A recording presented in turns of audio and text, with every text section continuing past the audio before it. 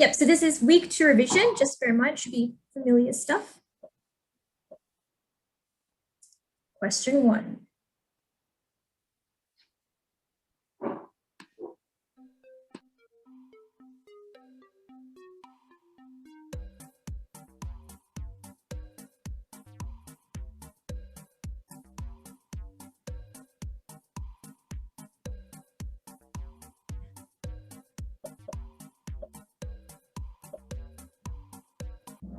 All right, I think that was your question, Ashwini. Yeah, so I'm just gonna have to pull up the question again because I can't remember the order, the numbers. But too fast. You might increase this time next time. Yeah, hang on, just let me grab my notes up really quickly. So I'm pretty sure the first number 2 was correct. So that was the unwinding of the DNA by DNA helicase. Sorry. Yep, sorry, this is the question. Oh, there we go. Okay, awesome. Thank you. And then the next step is the primase coding for those little bits of RNA so that the DNA polymerase knows where to start replicating from. And then from there, you have the DNA polymerase itself actually moving from the 5' to 3' direction, creating the actual DNA molecules that become the part of the complementary strand of the new DNA. And then we have the RNA primers that were made in the second step, so number 3, are replaced with the DNA because obviously you want it to be presented in a DNA form so that when the DNA is essentially read for protein synthesis and all of that, it can be read properly. And then from there, you have the little pieces of DNA. So what was originally the RNA and the DNA that was produced by the DNA polymerase are joined together to create one continuous strand. Does that make sense? Do we have any questions? Nope. All right. Then I think okay, moving on, guys. Good job, cool. And followed by smileys.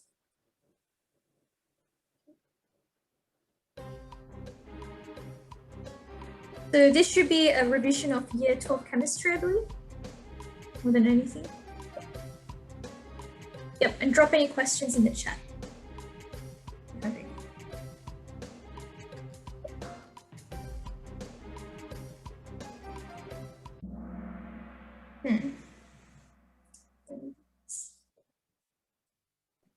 I can go through this one. So I did that lecture last week. Can you zoom out of the picture? Sorry. Oh, sorry. Yeah. Okay. So basically, yeah, so red one was supposed to be a trick one because yes, enzymes do reduce activation energy, but they don't also reduce the rate of reaction. They increase the rate of reaction. And they are not only effective on catabolic, it's also anabolic. There's many types of reactions, and it's not altered by a reaction. So the only right one was the yellow one. So they do have a specific active site, which is complementary to the substrate. Any questions? Okay. Ooh, crown is taking the crown, I guess.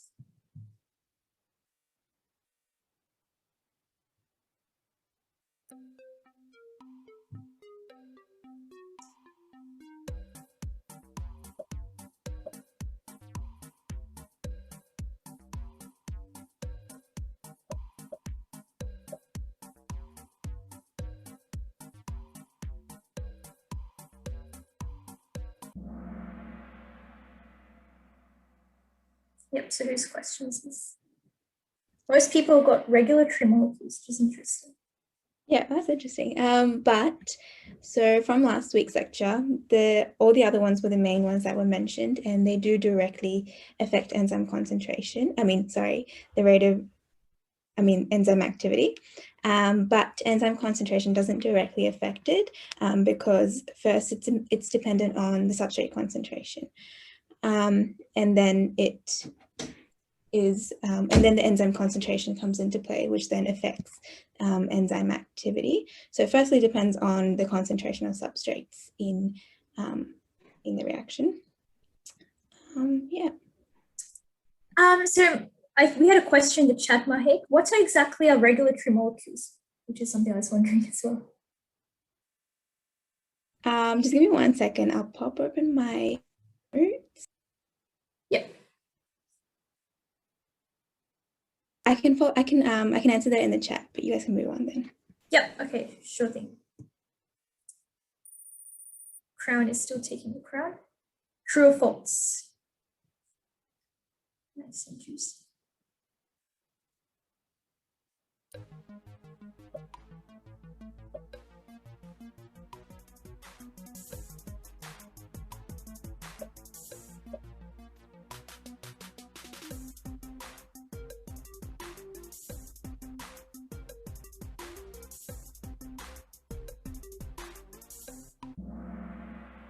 Good job. Most people seem to have got that.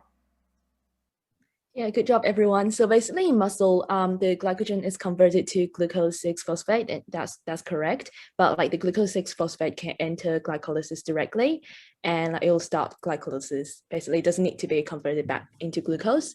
But for another side of glycogen mobilization, which is the liver. So in the liver, glycogen is converted to glucose 6-phosphate and then hydrolyzed into glucose. All right, is that it? Okay. Next question. Yep, crown is still at the top. Ooh, multi-select.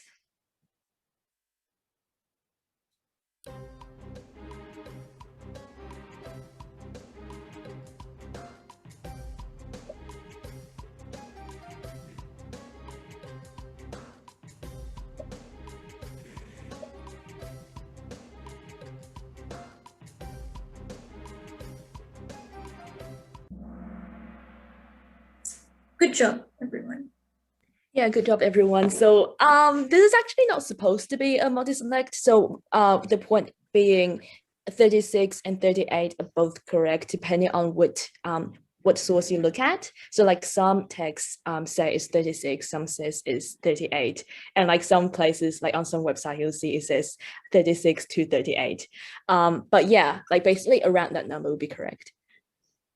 All right. Any questions?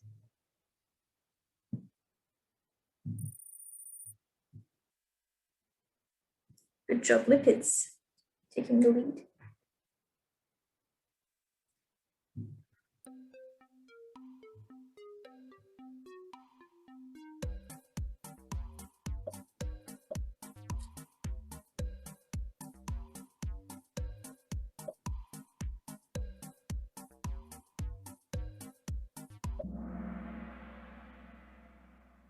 Yeah, well done. Oh. So yeah, beta oxidation as a part of the lipid metabolism. So we see it's like a 16 carbon fatty acid, like as an example.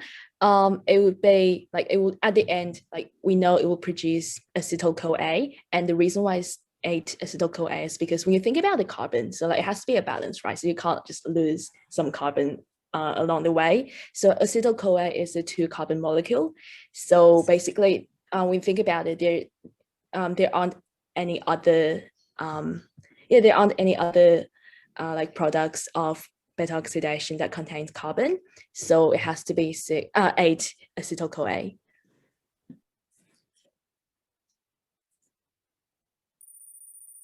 It's at the top still, and Jeffy has a new streak.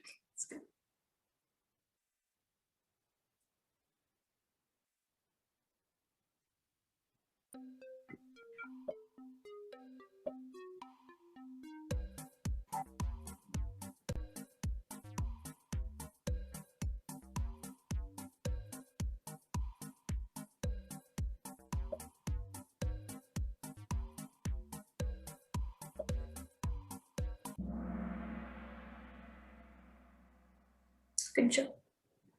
All right, very nice, guys. So yeah, if we were to just very quickly go over the roles of the different RNAs.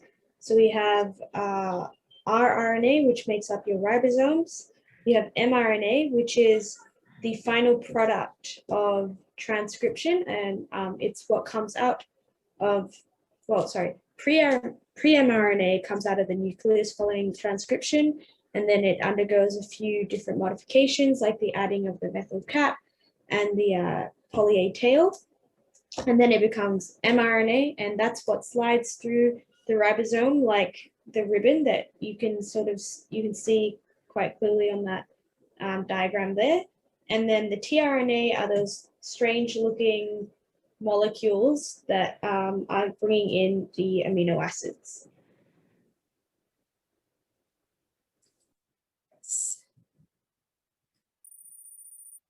Okay, cool is talking now.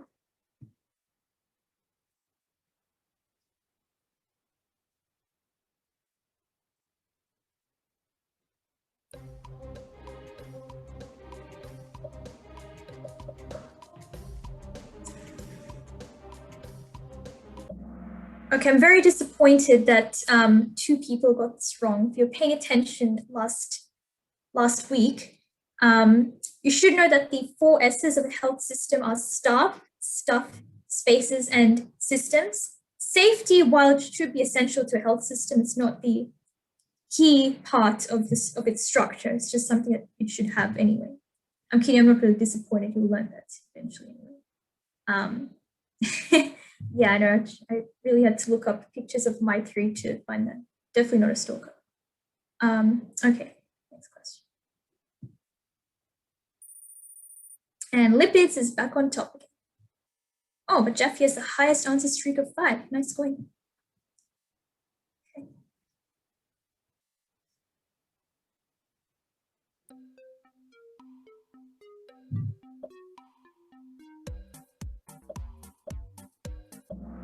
Oh, okay. Nice job. Yes, that's right. TGA. Can someone speak up and tell me which level of government handles TGA? Federal level. Federal, yes, that's right. Federal handles it. And in case you don't know, TGA is the thing that approves our vaccines. So that's the things that are going to be distributed around the country. So yes, there'll be a federal matter. Everything else is actually run by the state government. Yes, including immunization services. So, yeah. And that brings us to the conclusion of our Kahoot. Good job, Jeffy. Cool job, cool.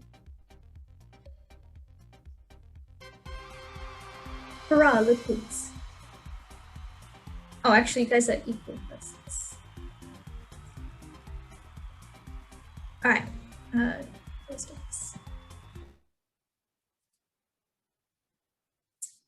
See ya, Zach. See you.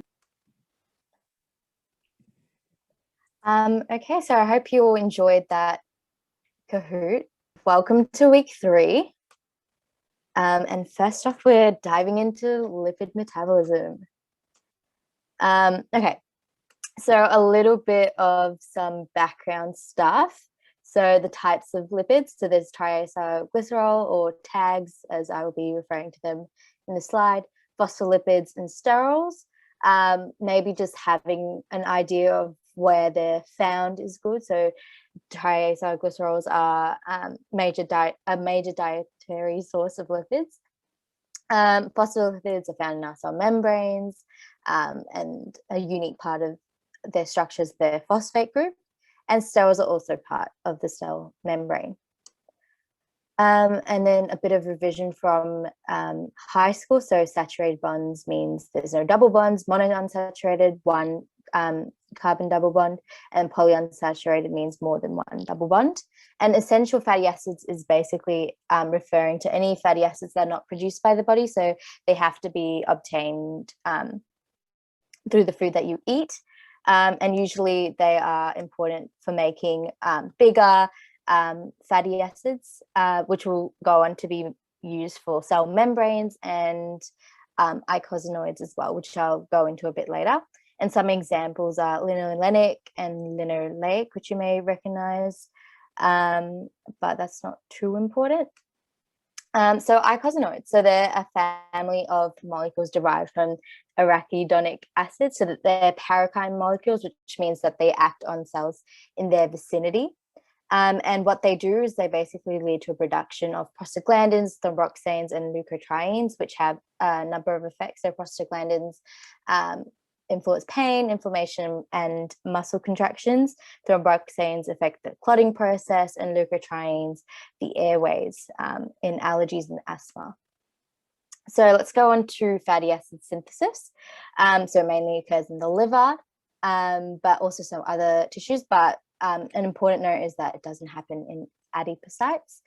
And it happens when there's a lot of ATP available in the body. And so fatty acid is synthesized so that can be stored for later use as tags.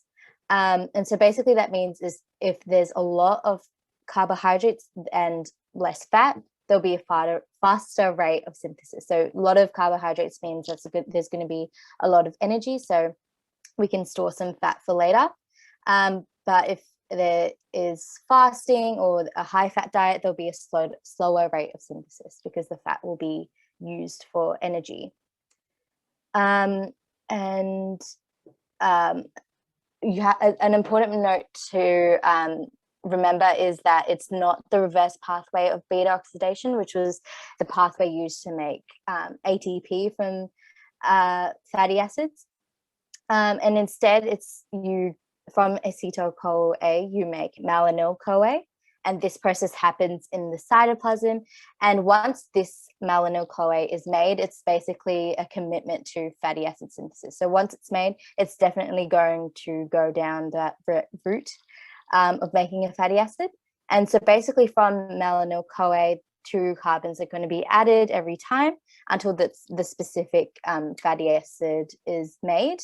And for each 2 carbons that are going to be added, 1 ATP and 2 NADPH is required. So there's just an example of palmitate, which is 16 carbons long. So 8 acetyl-CoA, 7 ATP, and 14 NADPH. So it's really important to note that there's a lot of regulation in this process, and acetyl-CoA is formed in the well-fed state, and this is dependent on insulin levels. So insulin is high when the body is in the well-fed state, and then glucagon is high when the body is in the fasting state. So that would inhibit the process of acetyl-CoA going down to become malonyl-CoA. So that's a bit of the feedback inhibition. And moving on, so for tag synthesis, this happens in the liver and the adipose tissues, but there are different precursors in both locations. So with the liver, it starts off with glycerol, adipose starts off with glucose, and synthesis in adipose tissues only happens in the fed state. And fatty acids from the diet or that is synthesized in the body, they're stored and transported as tags for energy storage. And ketone body synthesis, so it starts from acetyl-CoA. So acetyl-CoA is definitely a central player, and the acetyl-CoA can be produced from beta oxidation or glycolysis. And so that acetyl-CoA can either go through the citric acid cycle and go down to produce ATP, or it can be used to produce ketone bodies. And this is usually produced during starvation or diabetes. And there will be an increase in acetyl-CoA, so that might be so that would cause a higher level of production of ketone bodies. And some examples of some of the ketone bodies include acetone, acetoacetate, and D-beta hydroxybutyrate as well. And this will be the highest during starvation. So we're moving on to cholesterol synthesis. So location in the liver, adrenal cortex, and the gonads. but it doesn't provide energy. And it has a lot of regulation as well. So another important thing to note is HMG-CoA reductase is a target of many drugs. And down here, the cholesterol esters the cholesterol is transformed into cholesterol esters for transport, and cholesterol can go and become oxysterol as well, but this can inhibit cholesterol uptake. So basically, whenever cholesterol synthesis is occurring, the uptake will be prevented.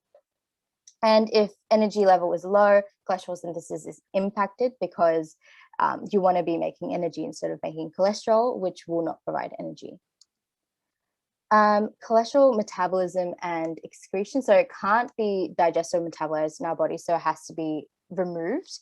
So it goes to the gastrointestinal tract for removal by the enteropathic pathway, and it leaves our body through the feces or is reduced by bacteria and then excreted from our body.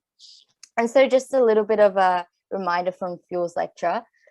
So cholesterol, when consumed in the diet, it comes into our body as a micelle, and then it's taken up as an enterocyte and broken down. So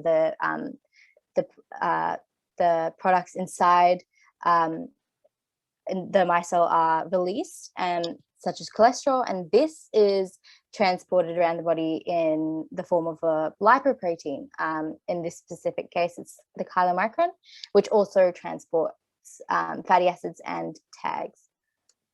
So lipoproteins, just a bit about the structure. So the inside is hydrophobic, meaning it's non-polar, and then so that includes the insoluble lipid, cholesterol, ester, and tags, and then exterior is hydrophilic. Not as important, but just to give an idea of the what it looks like. And then there are 4 types, so this is important: chylomicrons, VLDLs, LLDLs, and HDLs, and they all have different composition levels of tags, proteins, phospholipids, etc. And so basically, the more dense it is, the more protein it has. As you can see, HDL would have more proteins, and the less dense it is, the more tags it has. So chylomicrons would have more tags. Oh, sorry, less tags. And apolipoproteins are basically protein attachments on the exterior surface of a lipoprotein. They can add some properties to the proteins and also have a role in cholesterol metabolism. And just a bit more about them, they can also help to stabilize the lipoprotein. They're cofactors in enzyme activity, and just a few examples of some apolipoproteins, but they're not too important to remember, just to give you guys an idea of what they might look like. And so why are they in our body? So what do they do? So chylomicrons are produced in the intestinal cells after a meal, and they transport tags, cholesterol from the intestines, and chylomicrons have a high triacylglycerol content. So I think the previous slide was wrong, but just before that. So just keep in mind, it's more tags rather than less tags. And the chylomicron remnants are removed by the liver. VLDLs are produced in the liver instead, and they transport tags from the liver to tissues between meals. And they're not removed from the body, they're just returned back to the liver and converted to LDLs. HDLs, they're produced in the intestines and liver. They transport cholesterol away from the tissues, help protect our arteries, and they're protein rich, hence the high density I was talking about before. LDL produced from the VLDL, and the VLDL first goes and becomes the IDL, the intermediary density lipoprotein, and then it becomes the LDL.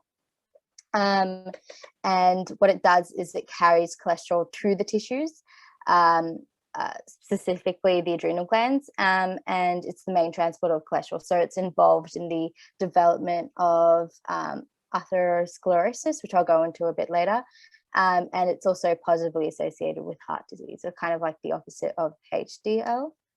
And so basically what this would look like in the body is that the chylomicrons would transport the tags and the FAs and cholesterol to the liver, and then they would break down due to the enzyme in the capillary, and this would release like the cholesterol and the tags, which would then be hydrolyzed to glycerol and fatty acids, and these are given to different tissues that are listed here. And then the chylomicron remnants, which contain the cholesterol, is taken back up to the liver, and that adds to the cholesterol pool in the liver. And so the cholesterol in the liver is converted to the cholesterol ester, which is then turned into VLDL. And this is transported around the body. And then once again, when it goes back to the capillaries, because with the enzyme, it converts into LDL, and that's transported around the other tissues as well. And once it's done transporting the cholesterol and tags to various tissues, it goes back to the liver via receptor-mediated endocytosis.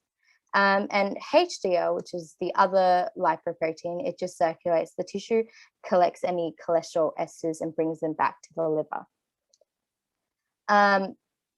So receptor-mediated endocytosis, which we just talked about with the LDL when it was returning.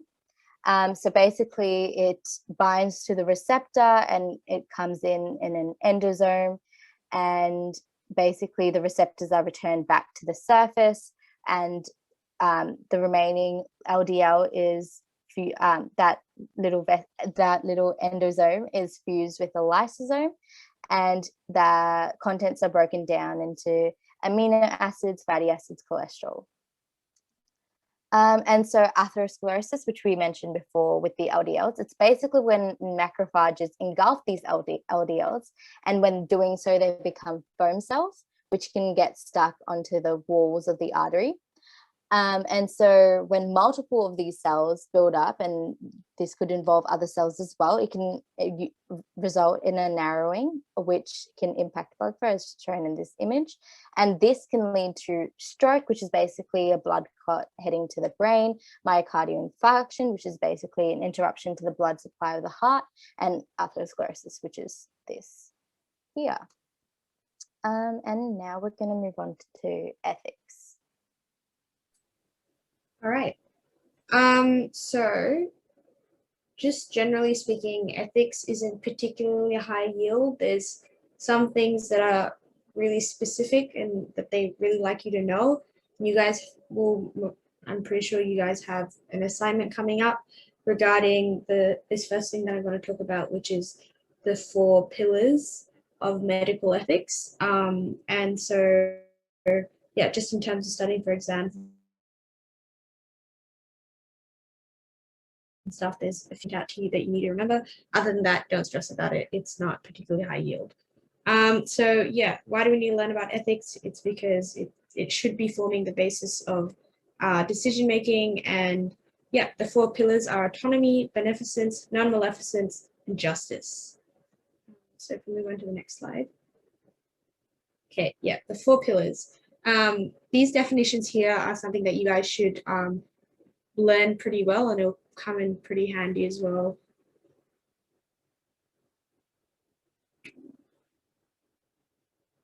I think my Wi-Fi dropped out.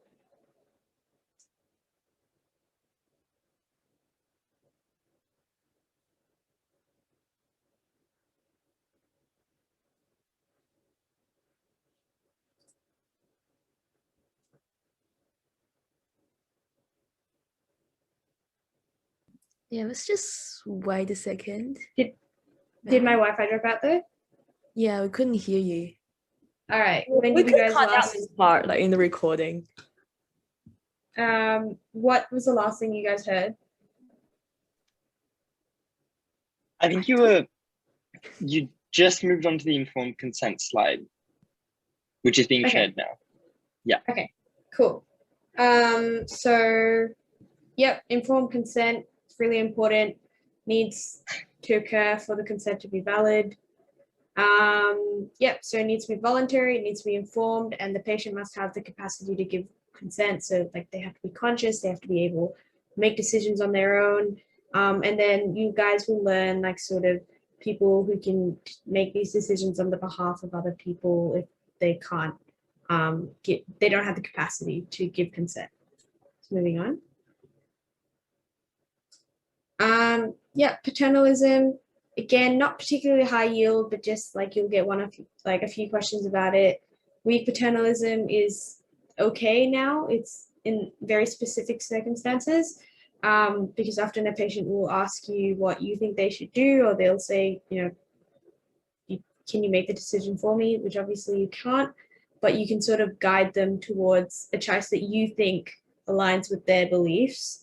Strong paternalism, it's sort of an older style of medicine, where doctors were sort of fully in control of the situation, and we didn't really have the idea of patient-centered medicine. And so it's basically when the doctor's overriding a patient's informed, valid consent.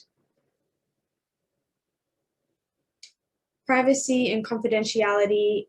So a patient has the right to bodily privacy, informational privacy, and decisional privacy. I feel like those are pretty straightforward, but basically they have the right to having like their body being private. They have the right to having any information that they share to be private and confidential, and then any decision they make is also confidential.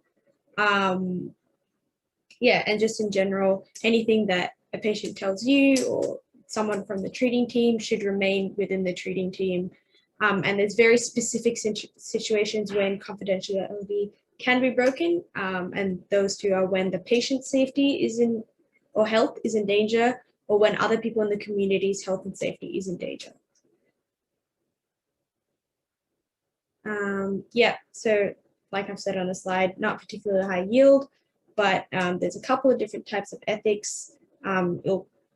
I don't think this is going to come up in an exam or anything, but it's just sort of fun to know. So you guys can look at the slides for that. Yeah, that's it for me. All right, moving on to genetics. So unfortunately, this week you're not going to get too much from me because according to the poll we put out in our Facebook group, you guys all found genetics not very difficult, at least like the first lecture, not very difficult. So what I'll do is I'll just go through some key points. So monogenic disorders. So monogenic disorders are basically disorders that are a result of one single defective gene. So they could be dominant, recessive, X-linked dominant, X-linked recessive, Y-linked, mitochondrial, yeah. And they're quite rare because most conditions are the result of multiple factors, not just like one gene. Moving on to SNPs, single nucleotide polymorphisms. So they are basically like a variation in the human genome. And that's when a single nucleotide in the genome is like it differs between members of a species. So for click like this, another paragraph. Yeah. So for the variation to be considered a SNP, it has to occur in at least 1% of the population. Next slide. Yeah. So basically, a lot of the SNPs are silent because they occur in non-coding regions, but some SNPs do contribute to kind of a difference in the traits of the individual. So like that could be phenotypic variation, including like risk to diseases. And one thing that's important about SNPs is it could impact a person's response to a medication. So that's important in pharmacology. And that's when personalized medication comes, personalized medicine comes in. So that's when the so like the treatment and prevention of a condition kind of it tailors to this person's genetics. Yes, we can move on to chromosome disorders. So we'll start by looking at the chromosome structure. So each condensed chromosome would consist of two sister chromatids that are joined at a junction called a centromere. if you look at the centromere, on either side, we have two short arms at the top, which are called P arms. And we've got two long arms at the bottom of the centromere, which are called the Q arm. And one way you can remember this is that P comes before Q in the alphabet, so it's going to be shorter, or that P stands for petite. So there's actually still different types of chromosome structures though within your karyotype. So there's 3 different types that you need to know about. The first one is metacentric, which is when your centromere is near the middle of the chromatid. And so the P arm and the Q arm are going to be roughly equal in length. Second one is submetacentric, which is when your centromere is off center. So your Q arm or your long arm is going to be significantly longer than the shorter arm. And the last type is your acrocentric chromosomes, which is when the centromere is at one end of the chromosome. And the short arms are so small that they're called satellites. And you can see here what that looks like. And that's significant because it means that those satellites can break off quite easily. So they're more vulnerable to chromosome disorders. So I've just got a few abbreviations here that you'll see used throughout the semester, and you do need to know how to read these for your exam. So CEN just stands for centromere, and then the others do refer to certain, I guess, errors that can occur during chromosome replication. So DEL is deletion, INS insertion, INV inversion. And then MAT stands for maternal origin. So in your chromosome, half your genes are going to be from maternal origin. That's going to be one chromatid. And half the genes are going to be paternal origin, which is PAT. And then we have PTER, which is the tip of your short arm. I like to think that TER is like the termination or the terminal of the chromosome, and therefore the end of it. And QTER is just the tip of the long arm. And that's where you're going to find the telomeres as well. So when we are describing someone's karyotype, there's 3 different, I guess, parts to it. The first one is stating the number of chromosomes that they have. So in a normal human, that would be 46, but if you have someone with a genetic disorder, that could change. So the second characteristics you would state is their sex chromosome. So if it's a female, you're going to write XX, a male XY, and there's certain chromosomal disorders that we'll go through later where the sex chromosomes also change. And then lastly, you'll write the abnormality. So I've got 2 examples here. The first one is a female with trisomy 13, meaning they have 3 of the 13th chromosome instead of the usual 2. So the way that you would write that is 47, since they have an extra chromosome, XX, since they're female, and plus 13, since they've got a duplication there. Second example I have is a female with a deletion in the short arm of chromosome 5. So that's Kahoot syndrome. So here you can see, although the number of chromosomes is normal, 46, we write the abnormality at the end, which is a deletion, del, in 5p. So you'll write which chromosome it affects in brackets. So yep, this is just an image of a karyotype, which is essentially just an image of a person's chromosomes. And in this image, your chromosomes would be arranged from largest to smallest, with the sex chromosomes on the bottom right. So normally we'd expect to find 46 chromosomes in total, with 22 autosomes and 2 sex chromosomes.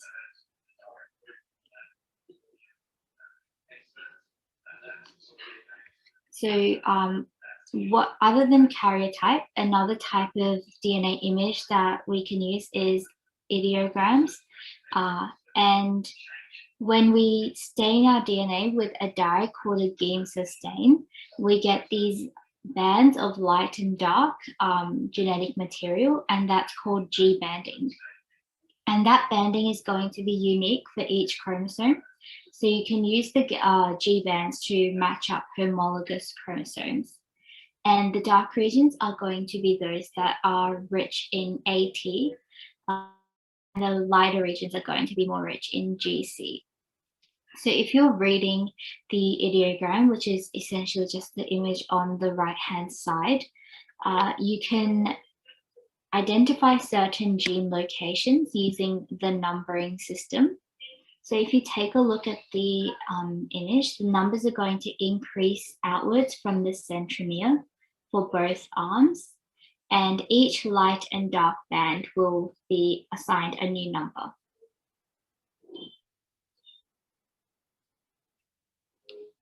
So now we'll actually talk about the abnormalities that you need to know.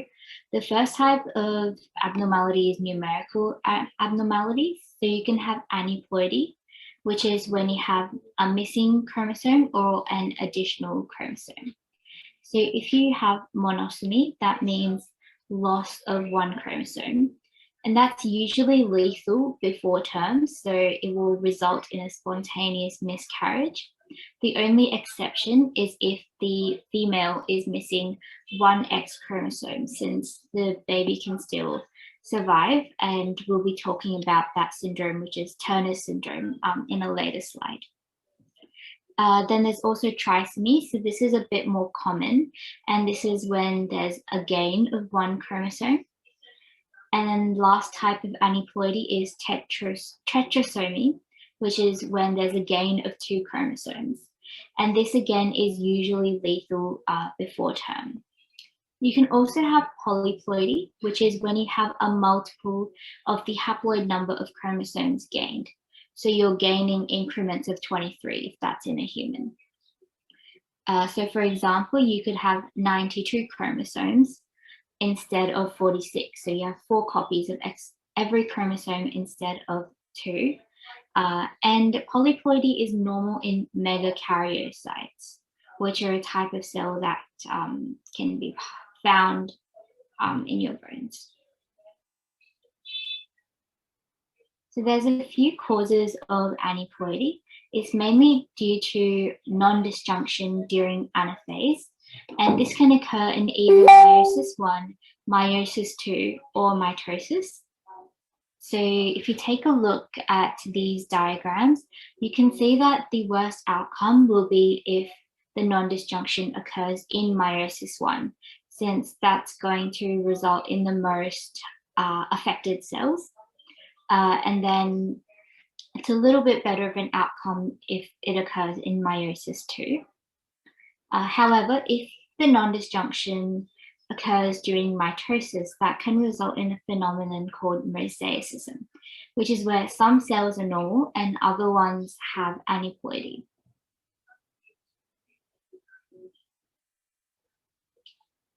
So these are just the 3 syndromes that you need to memorize for autosomal aneuploidy. The first one is Down syndrome, which is trisomy 21. So that's going to be denoted as 47 XX or XY, depending on the gender, and plus 21. It occurs approximately 1 in 700 live births. I wouldn't bother memorizing those statistics. They're just there for completion, so you can understand how rare these are compared to each other. And something to note with Down syndrome is that about 95% of people have a complete trisomy, meaning all of their cells have 3 copies of chromosome 21. About 4% have mosaicism, meaning some cells have 3 copies of chromosome 21 and some just have 2. And 1% have a Robertsonian translocation, which we'll be going through in a bit more detail later on. Then you also have Edwards syndrome, which is a trisomy 18. And that one tends to result in pretty early deaths, so only 10% survive beyond the first year. And then we also have Patau syndrome, which is trisomy 13. And again, pretty high mortality rate for that one. And for all of these, maternal age is the biggest risk factor. So as your maternal age increases, you're going to be at greater risk of all of these aneuploidies. And they say that maternal age greater than 35 is the sort of where it starts exponentially increasing the risk. And the memory trick that I used for this one was that Patau syndrome is 13, so like P for puberty. Edwards syndrome is 18, so E for election, meaning 18 is the age you can vote. And Down syndrome is 21, so D is the drinking age in the US. I know there's some other ones that you can use, but I found that one worked well.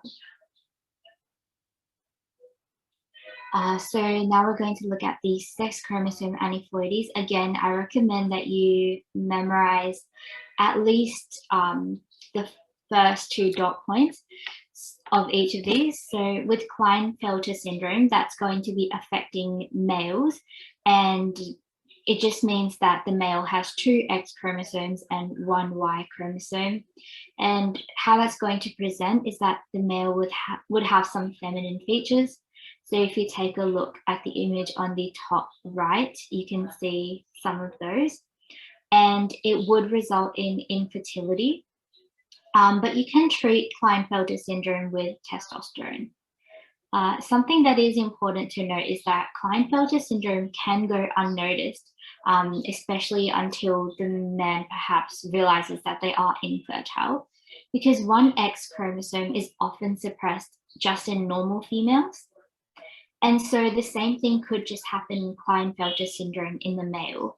And if that X chromosome that was extra was suppressed, then they might not realize the effects of having it. And then in females, you can have Turner syndrome, which is denoted as 45X. So they're missing the 2nd X chromosome that normal females would have. And they would have a lack of fully developed secondary sexual characteristics. So again, you can see that in the image, that's a little bit to the left. And they tend to be short in stature and have redundant neck skin. So broader necks is a sign of Turner syndrome. So along with those numerical abnormalities in your chromosomes, you can also have structural abnormalities. So this occurs due to chromosome breakage and subsequent rejoining. And these errors would usually occur during DNA replication. So the first type is translocations, which is when segments of a chromosome either switch around or are just lost. The second is insertions. So a segment of one chromosome will break off and insert onto another one. You can also have a deletion, a duplication, or an inversion, which is where a section breaks off, gets flipped upside down, and then inserted back into the same spot in the chromosome.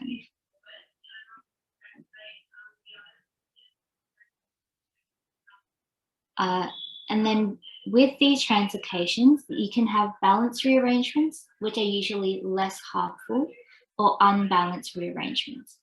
So the difference is that in a balanced rearrangement, you would have no net loss or gain of genetic material.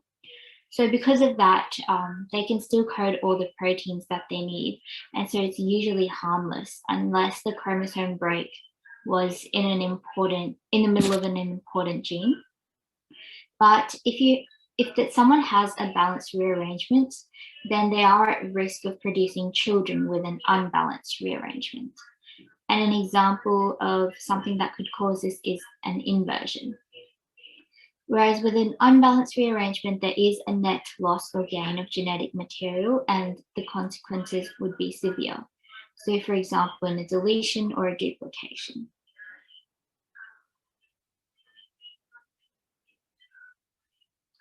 So there's a few different types of translocation that you need to know as well.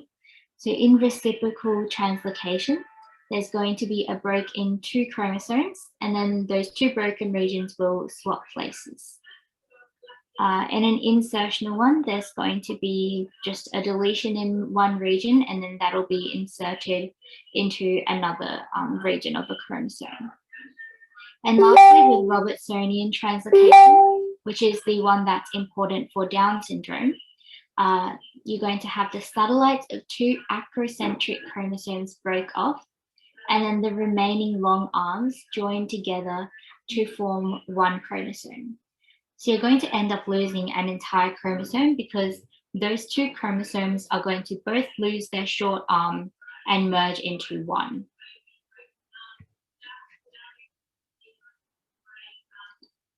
Yep, so this slide just explains the consequences of a Robertsonian translocation.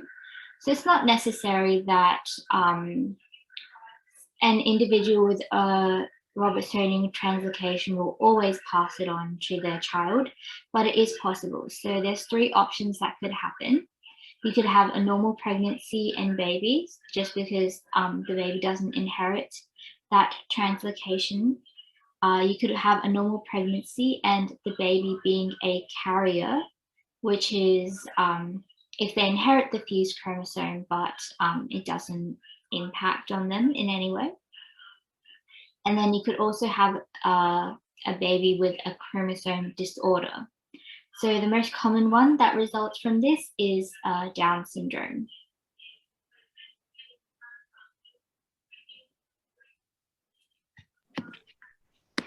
All right, I'll be going through population genetics this week. Yep, that's just the lecture summary key points. Okay, so population genetics. So why do we look at this? Basically, we want to know how and why the frequencies of alleles and genotypes change over time in a population. So if you don't know what those are, I'll come to it a bit later. I'll define those, but basically, if these frequency of alleles and genotypes, if they're changing over time, then it helps to determine if there's any factors that are influencing the gene pool. So for example, there might be some sort of competition, and it also allows us to calculate the probability of inheriting a specific trait. Yeah, so these are some important terms. Out of these, the main ones that I think I would really like you to remember are phenotype, for example. So phenotype is basically the appearance of an organism. So it's, for example, if you have green eyes or you have brown eyes, that's your phenotype. And that is a manifestation of a trait. So on the other hand, you have genotype, and genotype is the genetic composition. So that's the alleles or the allele combination that you have. So for example, if you have a heterozygous combination or you have homozygous, and alleles are basically alternative versions of the same gene. Yeah, and you have homozygote and heterozygote, and homozygote are basically 2 of the same alleles at a point in a chromosome, and heterozygote are 2 different alleles. Next slide, please. Yep, so you have phenotype frequency and genotype frequency. So phenotype frequency is a bit different to genotype frequency.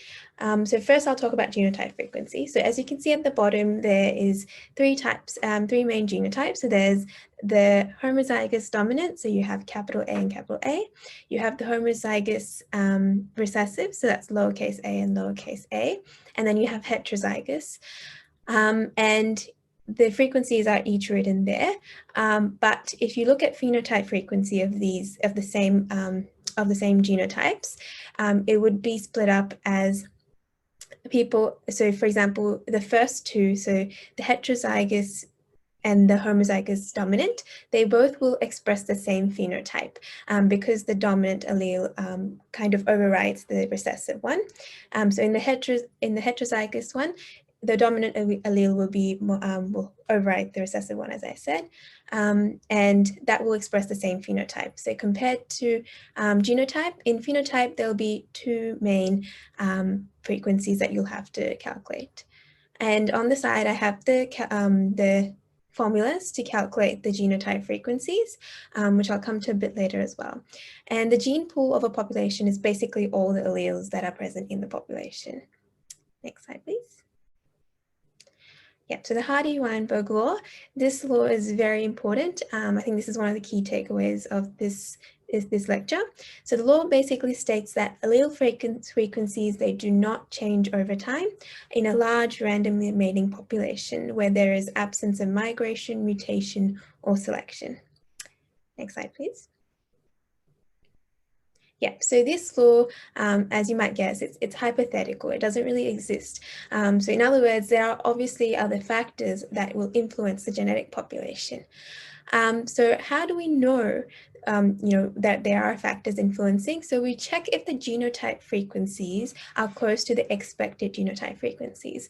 So from this law, as you can see the equation at the bottom, we get basic equations that tell us the expected genotype frequencies of a population. And that's where we have the homozygous dominant equals p squared, heterozygous equals 2pq, and homozygous recessive equals q squared. And if you add them all up, you get 1, or you should get 1. So if the genotype frequencies are close to the expected ones, then yes, it's in equilibrium, which is unlikely. But if it's not, then obviously, then that means that the population has been affected by other factors, including migration, mutation, or even selection. Yeah, next slide, please. So in this slide, basically, there are two different things. So on one side, you can see how to calculate the genotype frequency.